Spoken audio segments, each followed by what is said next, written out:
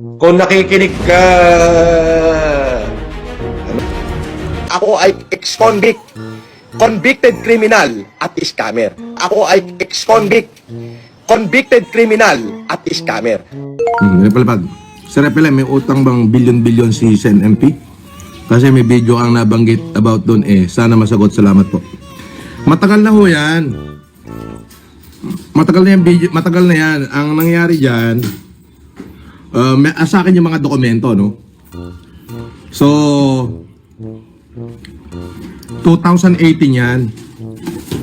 Pero ako, nabayaran na ho ako. Kumbaga, meron tao na humiram sa akin para sa kapunuan nung hiniram niya. Okay? Dumating na ho sa punto na nagkadimandahan. Hawak ko yung mga papel. Pero, ako nabayaran. Binayaran ako nung tao. Yun. Yun lang.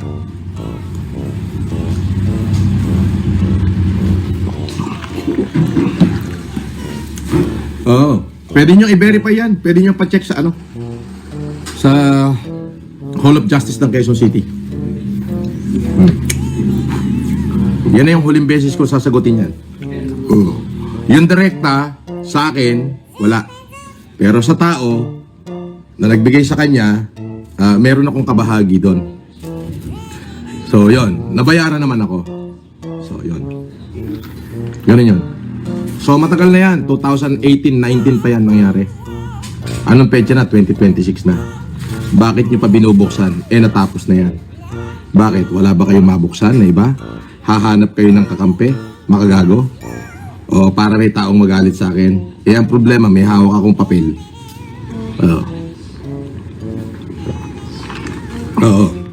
Yung agreement between the man and me that my money goes to this man. And then this man hindi nakabayad dito sa tao na to. And then syempre yung pera ko hinahabol ko. Ako ang nagpa-draft ng complaint sa Quezon City Prosecutor Office. Eventually, along the way, habang naghihiring kasama ko, sumasama ako, nabayaran akong bigla. So dun lang yun. Dun na natapos yun. Wala nang iba.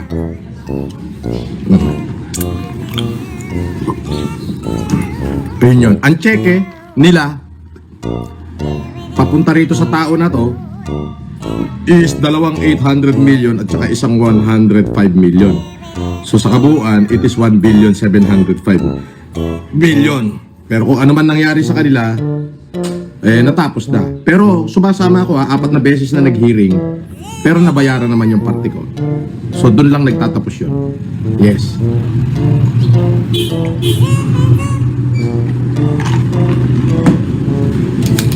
Huwag nyo na.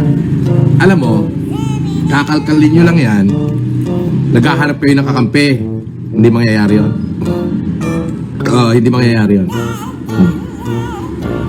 At hindi ako ang naglabas ng information na yan. Kayo.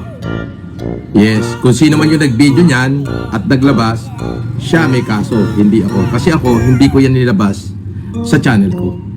Yes. So, wag kayong gago. Alam ko, batas. Tanga, inutil, bobo. Diba? Ngayon, kung halimbawa may video ganon. Halimbawa lang, may video. Hindi naman ako naglabas So, yung naglabas, yun ang dapat kasuhan. Wala yan sa channel ko. Hindi nyo yan makikita yung ganyang video sa channel ko dahil alam ko kung ano ang limitasyon ko. Tanga, inutil, bobo. Huwag nyo akong gawing tangang katulad nyo. Oo, hindi naman ako kasing bobo ni Makagago at kasing tanga niya. Diba? Ganun lang yun. May nilabas ba ako sa channel ko? Wala. O, diba? Di kung sino naglabas, diba? Yun ay demanda nila. Ganun yun. Oo. Diba? Ako ay ex-convict, convicted criminal at scammer. Ako ay ex-convict, convicted criminal at scammer. Galingan mo pa! Galingan mo pa po!